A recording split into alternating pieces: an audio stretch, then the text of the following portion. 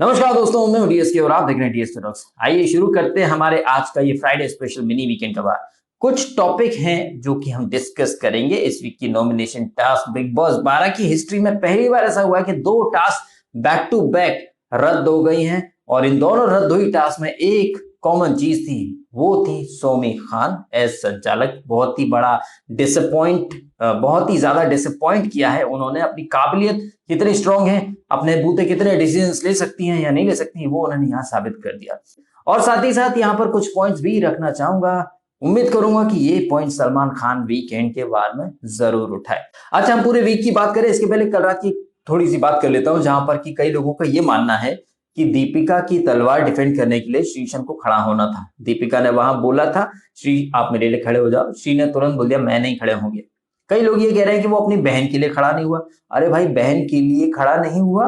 कौन सी दुनिया में हो? बहन की तलवार डिफेंड करने के लिए खड़ा होना था वहां पर। और वो जानते थे कि भैया बाकी लोग मुझे इतना इरिटेट कर देंगे, मैं वहां से हट जाऊंगा या कुछ ऐसा कर दूंगा कि दीपिका टास्क हार जाएगी। और अगर आपने देखा है कल का एपिसोड तो आपने इजीली देख लिया होगा कि दीपिका की तलवार की प्रोटेक्टर हैं मेघा और सुरभि, दीपक। इन सबके टारगेट पर मेगा नहीं थी, इनके टारगेट श्रीशांत ही थे।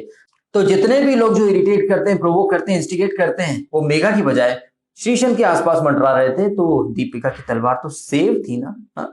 ये लॉजिक, ये बात आपने शायद इग्नोर कर दी होगी। कई लोग जो कल रात से ट्वीट्स और इंस्टाग्राम पे पोस्ट कर रहे हैं कि बहन के लिए भाई खड़ा नहीं हुआ। अरे बहन जीत जाए इसीलिए तो भाई ने बोला कि मैं इधर खड़ा रहूंगा ताकि सुरभि, दीपक जो इरिटेट करते हैं वो मेरे ऊपर आए, आपकी तलवार और मेघा बचे रहे। ये लॉजिक, ये पॉइंट सबने मिस कर दिया होगा। आंख पर पट्टी जो बंधी है श्री फोबिया की।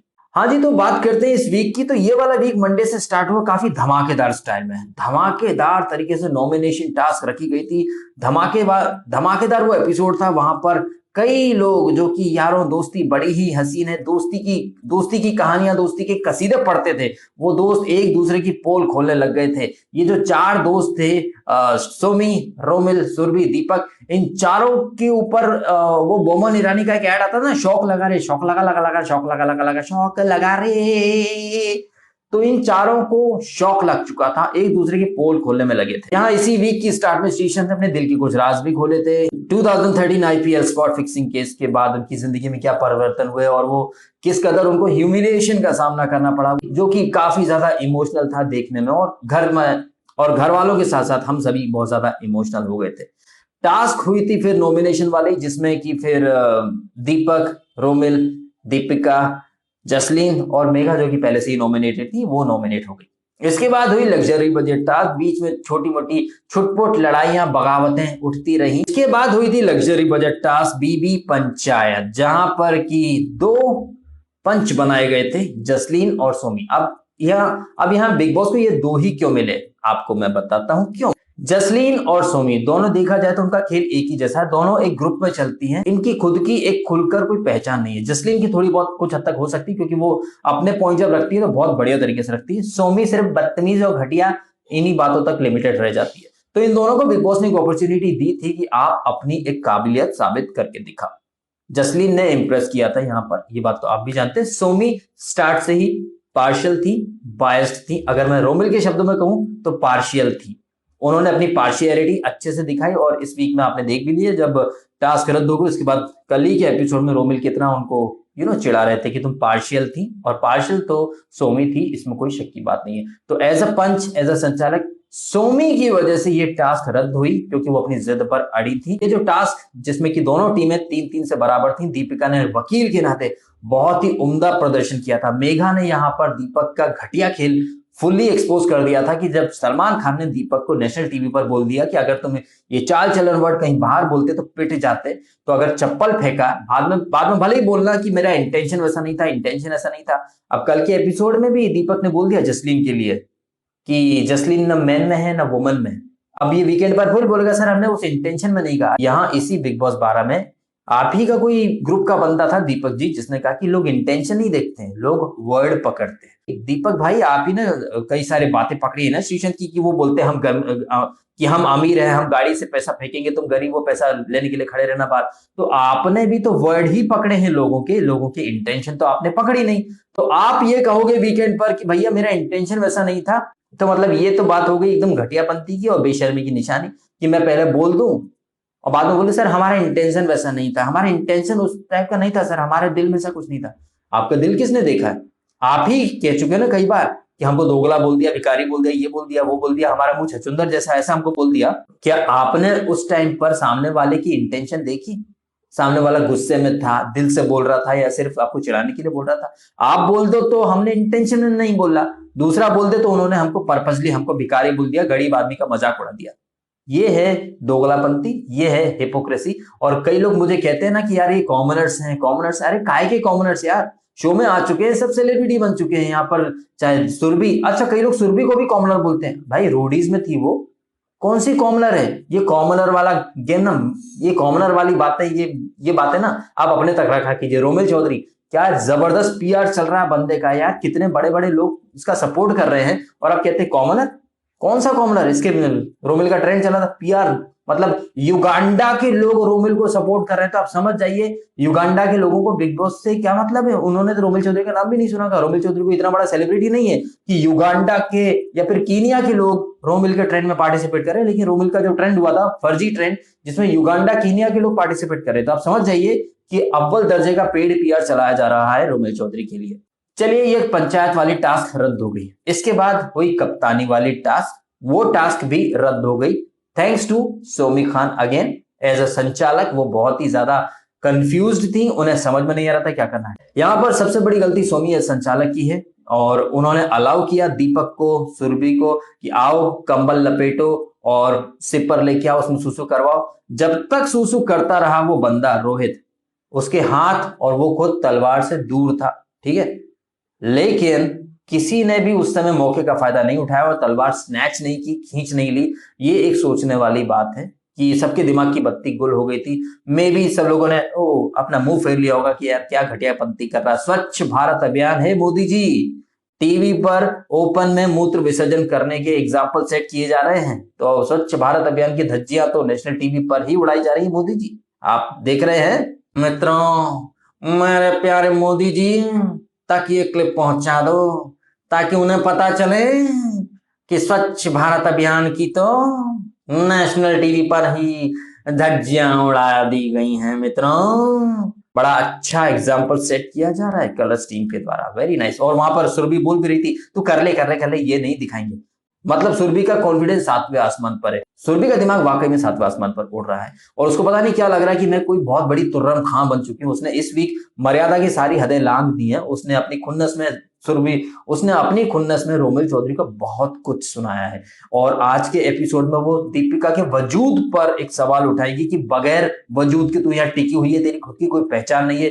श्रीशंत के ऊपर आज रात फिर पर्सनल जाएगी। कल के एपिसोड में तो आपने देख ही लिया कैसे पुश कर रही थी चेस्ट से, दुनिया भर की बातें कर रही थी। ये तो बहुत अच्छा था कि श्रीशंत उसकी बातों में नहीं आए और उसे बराबर उसी की दवा का डोज उसी को दिया, जो कि देखने में काफी अच्छा लगा। लेकिन ये बौखला चुकी है, उसे अपनी हार बर्दाश्त नहीं है, तो आज के एपिसोड में वो मर्यादा की सारी हदें फिर से पार करेगी, बहुत ज्यादा पर्सनल लेवल पे जाएगी। तो हो सकता है कि सलमान खान इस वीक उसकी तबीयत से क्लास नहीं, या ये भी हो सकता है कि इस चर्सी को, इस सुट्टेबाज को, इस सनकी को हो सकता है वो घर से बाहर निकाल दे। कई लोगों को अभी भी लगेगा कि मैंने एक लड़की के लिए ये वर्ड यूज किया है, ये लड़की कौन से एंगल से लगती है आपको? ये इसी सुरभि ने इस वीक में इश्यू बनाया कि रोमिल मुझे घूरता है। अरे सुरभि, आप कांच के सामने खुद को खड़े होकर निहार तो लो, आप में है क्या कि वो आपको घूरेगा? अरे कोई सपने में भी आपको घूरने की इमेजिनेशन भी नहीं करेगा, आप कह रहे हो कि ये मुझे घूरता है। पता नहीं कौन से ख्याली पुलाव पकाती है लड़की, कोई इसे घूरेगा? अरे इसे घूरने का सोचना भी मतलब ये हो जाएगा कि आदमी किसी पागल सांड के सामने खड़ा हो जाए और बोले आ बैल मुझे मार, इसे और घूरे। My God. तो भैया बैक टू बैक 2 टास्क रद्द हो गई, और बिग बॉस ने कोई भी कप्तान नहीं रखा है इस वीक। सुरभि जो कप्तान थी उनकी कप्तानी एक्सटेंड भी नहीं की। अब आज काल कोठरी का दिन है और आज शाम को शूट भी होने वाला है। अब काल कोठरी वगैरह जो भी होगा वो आज रात के एपिसोड में होगा, लेकिन आज शूट होगा बिग बॉस वीकेंड का वार। तो कुछ पॉइंट सलमान खान को उठाने चाहिए। जैसे कि नॉमिनेशन के टाइम पर सोमी, जो कि पिछले वीक कह रही थी मैं बहुत स्ट्रांग हूं, इस बार उन्होंने सुरभि के सामने मिन्नतें कर ली कि मुझे बचा लो। तो मतलब आप एक तरफ खुद को स्ट्रांग बोलती हैं, दूसरी तरफ आप बचने की कोशिश करती हैं। स्ट्रांग हो तो खुलकर चौड़े में आओ। दूसरी बात, रोहित की बदतमीजियां। रोहित हद दर्जे की बदतमीजियां कर रहा है, वो खुद पर्सनल जा रहा है, इंस्टिगेट कर रहा है। पता नहीं ये कोबरा यानी कि जहरीले नाक का असर है, सुरभि वायरस का असर है कि ये सडनली इसका गेम एकदम से चेंज हो चुका है। जो कुछ नहीं बोलता था अब इतनी ज्यादा बदतमीजियां करता है। और जसलीन को तो ये क्या क्या नहीं सुनाता है, मेघा धाड़े को भी ये बहुत कुछ सुनाता है। अच्छा, मेघा से याद आया कि मेघा धाड़े को ये सुरभि बोलती थी ना, ये विनर है, इच्छिया विनर विनर विनर विनर। कल के एपिसोड में देखा कैसे मिन्नतें करी थी, मेघा जी मेरी तलवार पकड़ के खड़े हो जाओ। मतलब के लिए ये लड़की अपने असूल रसूल सब भुला देती है। इसको श्रीशन ने कप्तान बनाया अपनी स्लैपगेट वाला इंटरव्यू इसे देखकर। और एहसान फरामोशी देखो कि श्रीशन को ही 4 बातें सुनाने लगी। तो सलमान खान को सुरभि को अपने टारगेट पर लेना ही पड़ेगा और अच्छा खासा ग्रिल करना पड़ेगा। अच्छा खासा से मेरा मतलब है अच्छा खासा, क्योंकि हर वीक सलमान खान आकर बोल देते हैं अच्छा सुरभि बताओ क्या हुआ। अच्छा सुरभि, ओके सुरभि। और सुरभि, जी भैया वो ऐसा है ना भैया भैया भैया, हाँ भैया सलमान भैया हमारा देश बहुत कंजर्वेटिव है, लड़की ऊपर चिल्लाए बात करे तो मम्मा हर्ट होती है। सलमान भैया लड़कियां ऐसे, लड़कियों को कोई घूरे अच्छा नहीं लगता। सलमान भैया लड़की को कोई लड़का मिडिल फिंगर दिखाए तो बहुत बदतमीजी होती है। सलमान भैया लड़की अगर लड़के को मिडिल फिंगर दिखाए सलमान भैया तो ये चलता है। कल के एपिसोड में दिखाई है इन्होंने भी मिडिल फिंगर श्रीशन को, आपने देखा होगा या नहीं देखा होगा आई डोंट नो, लेकिन इन्होंने मिडिल फिंगर तो दिखाई है। नहीं देखा है आपने तो इंस्टा पेज मेरे डीएसके टॉक्स पर वो मैंने डाल दिया है, फोटो देख लीजिएगा। अब अगर श्रीशन उंगली दिखाए किसी को तो बहुत हल्ला मचता है। सुरभि दिखाए श्रीशन को तो बोल देंगे ये तो कर्मा मिला है। कर्मा किसको क्या मिला ये तो आने वाला वक्त बता ही देगा। तो सुरभि की एक क्लास जबरदस्त वाली तो बनती है, रोहित की भी एक क्लास जबरदस्त वाली बनती है। दीपक ठाकुर से क्वेश्चन फिर करना चाहिए कि जो तुमने जसलीन के ऊपर एक भद्दा वाला कमेंट किया है क्या सोच कर किया है। अब ये मत बोल देना कि सर हमारा इंटेंशन नहीं था, हमारा वो नहीं था, मतलब ये नहीं था वो नहीं था। तो सलमान खान को एक क्लास तो लेनी चाहिए सुरभि राणा की, और तबीयत से क्लास लेनी चाहिए। एक क्लास लेनी चाहिए रोहित सुशांति की भी, नेशनल टीवी पर मुता।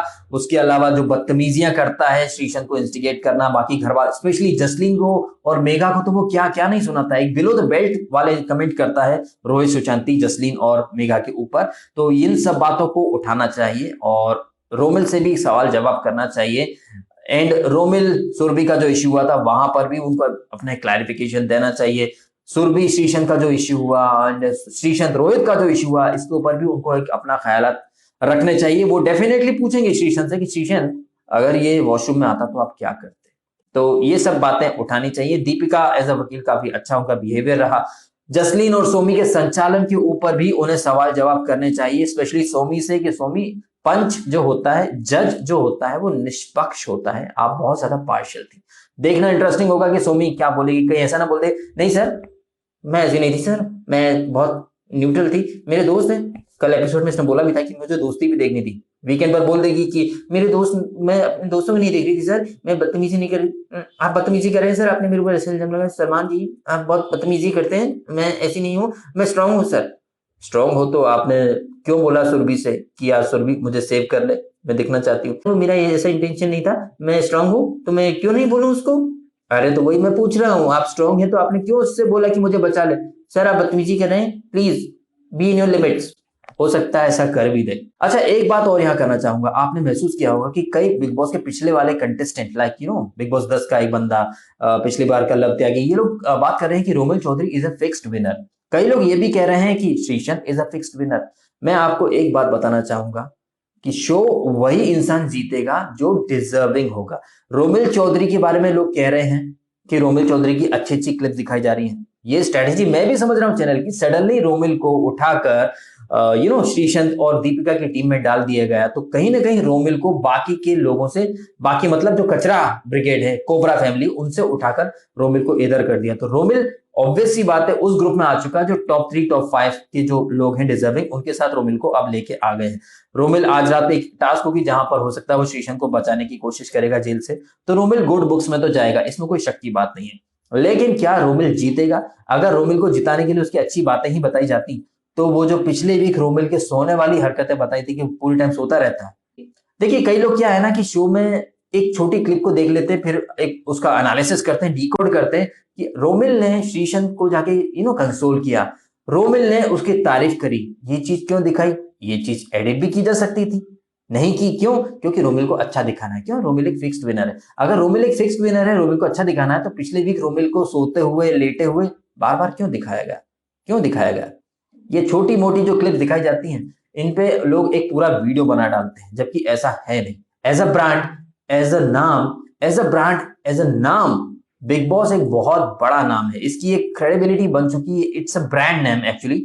तो जो स्पॉन्सर मिलते हैं और जो इतने लोग देखते हैं, एंडेमॉल, कलर्स और वायाकॉम, ये कभी नहीं चाहेगा कि बिग बॉस बंद हो जाए या इसकी नाम पे थप्पा लगे।